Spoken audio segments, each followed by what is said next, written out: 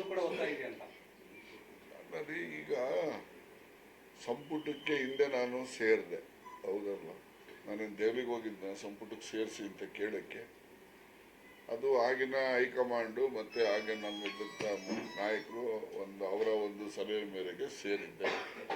ಮುಂದೆನೂ ಕೂಡ ಅವಕಾಶ ಬಂದರೆ ಬರಲಿ, ಬರದೇ ಇದ್ರೆ ಹೋಗ್ಲಿ, ನನಗೇನು ಮಂತ್ರಿಗಿರಿ ಇದು ನನಗೇನಿಲ್ಲ. ಈಗ 2 ಸರಿ ಮಂತ್ರಿಯಾಗಿ 2 ಸರಿ ಬಿಟ್ಟು ಹೋದ್ರೂ ಕೂಡ ಮಾಜಿ ಸಚಿವ ಅಂತಲೇ ತಾನು ಹೇಳೋದು. ಏನಾದ್ರು 1 ಸರಿ ಮಂತ್ರಿ ಆಗಿದ್ದ ಮಾಜಿ ಸಚಿವ ಆಗೋನಂತೇನು ಹೇಳ್ತಾರ? ಅದರಿಂದ ಮಂತ್ರಿ ಸ್ಥಾನದ ಅಗತ್ಯತೆ ನನಗೇನಿಲ್ಲ.